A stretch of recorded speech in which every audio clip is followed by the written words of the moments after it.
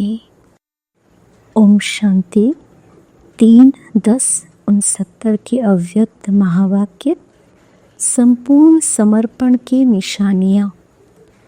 किसको देखते हो? कौन किसको देख रहे हैं? 2-3 ने अपना अपना विचार सुनाया।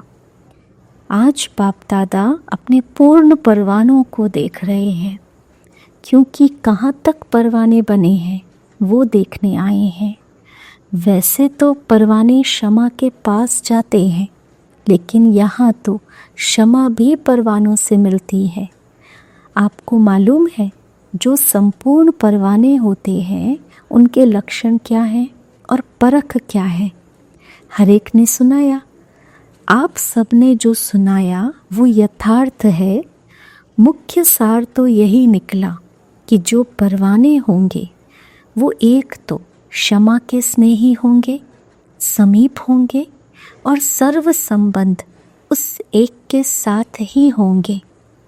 तो सर्व संबंध, स्नेही, समीप और साहस, जो संपूर्ण परवाने होते हैं उनमें ये चारों ही बातें देखने में आती हैं।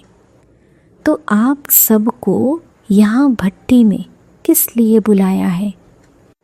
जो ये 4 बातें सुनाई है वो चारों ही बातें अपने संपूर्ण परसेंटेज में धारण करनी है। 1% भी कम न होना चाहिए। कई बच्चे कहते हम हैं तो सही, लेकिन इतने %। तो जिनमें परसेंटेज की कमी हो गई तो उनको संपूर्ण परवाना, तो जिनमें % की कमी हो गई तो उनको संपूर्ण परवाना नहीं कहेंगे। वो परवाना दूसरी क्वालिटी का कहा जाएगा, जो कि चक्र ही काटने वाले होते हैं। एक होते हैं शीघ्र, एक ही बार क्षमा पर फिदा होने वाले। दूसरे होते हैं सोच समझकर कदम उठाने वाले। तो जो सोच समझकर कदम उठाते रहेंगे उनको कहेंगे फेरी पहनने वाले, चक्र काटने वाले। तो दूसरी क्वालिटी वाले परवाने कई प्रकार के संकल्पों, विघ्नों और कर्मों में ही चक्र काटते रहते हैं। तो आज पांडव सेना को भट्टी में बुलाया है। कहीं पर भी कोई फैक्ट्री होती है तो जो बढ़िया फैक्ट्री होती है उसकी छाप लगती है। अगर उस फैक्ट्री की छाप नहीं होती है तो वो चीज़ इतनी नहीं चलती है। इस रीति आप भी जो भट्टी में आए हो तो यहाँ भी छाप लगाने के लिए आए हो। ट्रेडमार्क होता है ना। आप फिर कौन सी छाप लगवाने लिए आए हो? संपूर्ण सरेंडर या संपूर्ण समर्पण का छापा अगर नहीं लगा तो मालूम है कि क्या होगा?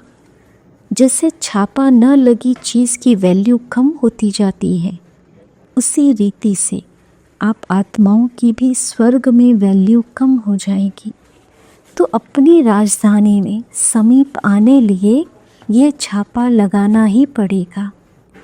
माताओं को तो नष्टो मोहा का मंत्र मिला और पांडव सेना को संपूर्ण समर्पण का।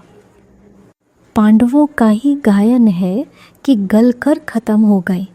पहाड़ों पर नहीं, लेकिन ऊंची स्थिति में गल गए। नीचाई से बिल्कुल ऊपर जो अव्यक्त स्थिति है उसमें गल गए, अर्थात उस अव्यक्त स्थिति में संपूर्णता को प्राप्त हुए। ये पांडवों का यादगार भी है। उस यादगार की याद दिलाने और प्रैक्टिकल में लाने लिए भट्टी मिली है। संपूर्ण समर्पण किसको कहा जाता है? जो संपूर्ण समर्पण अर्थात तन, मन, धन और समय संबंध सब में अर्पण। अगर मन को समर्पण कर दिया तो मन को बिना श्रीमत के यूज़ नहीं कर सकते। धन को श्रीमत से यूज़ करना तो सहज है, तन को भी यूज़ करना सहज है, लेकिन मन सिवाय श्रीमत के एक भी संकल्प उत्पन्न नहीं करे। इस स्थिति को कहा जाता है संपूर्ण समर्पण। इसलिए ही मन मनाभव का मुख्य मंत्र है। अगर मन संपूर्ण समर्पण है तो तन मन धन समय संबंध शीघ्र ही उस तरफ लग जाते हैं। तो मुख्य बात ही है मन को समर्पण करना, अर्थात व्यर्थ संकल्प विकल्पों को समर्पण करना। वो ही परख है संपूर्ण परवाने की। संपूर्ण समर्पण वालों को मन में सिवाय उनके यानी बाप दादा के गुण कर्तव्य और संबंध के कुछ और सूझता ही नहीं। अब बताओ कि ऐसा छापा लगाया हुआ है जैसे आजकल के ज़माने में आप लोग जब दफ्तरों में काम करते हो तो कभी कभी दफ्तर की जो चीज़ें होती हैं वो अपने काम में लगा देते हो।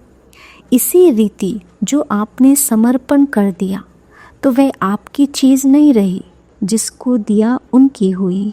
तो उनकी चीज़ को आप अपने कार्य में यूज़ नहीं कर सकते हो, लेकिन संस्कार होने के कारण कभी कभी श्रीमत के साथ मनमत देह अभिमान पने की मत शूद्र पने की मत कहीं कहीं यूज़ कर लेते हो। इसलिए ही कर्मातीत अवस्था व अव्यक्त स्थिति सदा एक रस नहीं रहती है, क्योंकि मन भिन्न भिन्न रस में है तो स्थिति भी भिन्न भिन्न है। एक ही रस में रहे तो एक ही स्थिति रहे।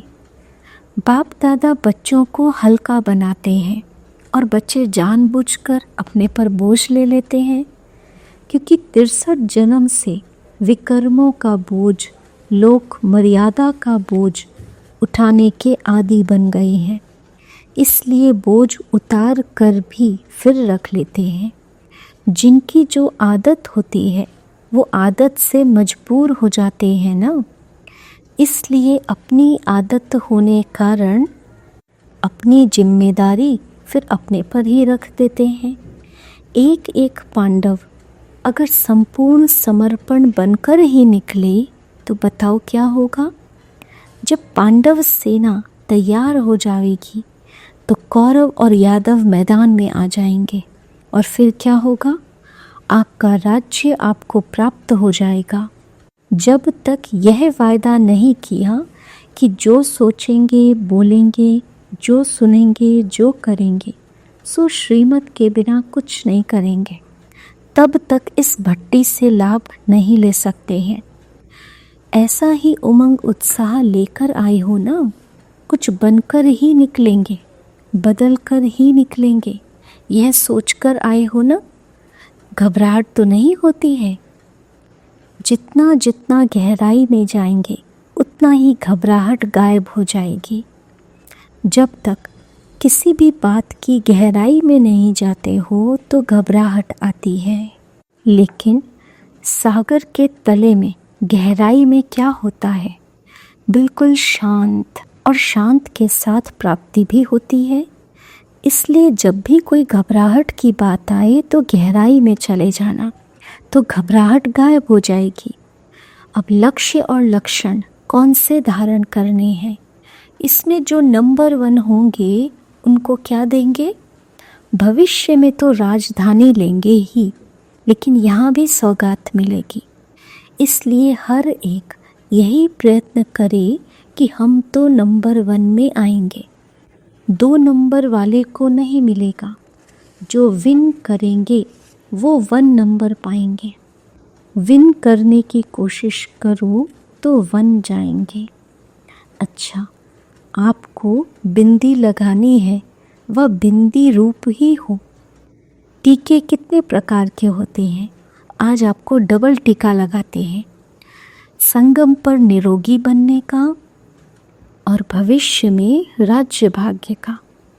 बिंदी रूप की स्मृति रखने के लिए बिंदी लगाते हो। बिंदी लगाते लगाते बिंदी बन जाएंगे। कोई भी व्यर्थ संकल्प आए तो उनको बिंदी लगा दो तो बिंदी बन जाएंगे। अच्छा, ओम शांति।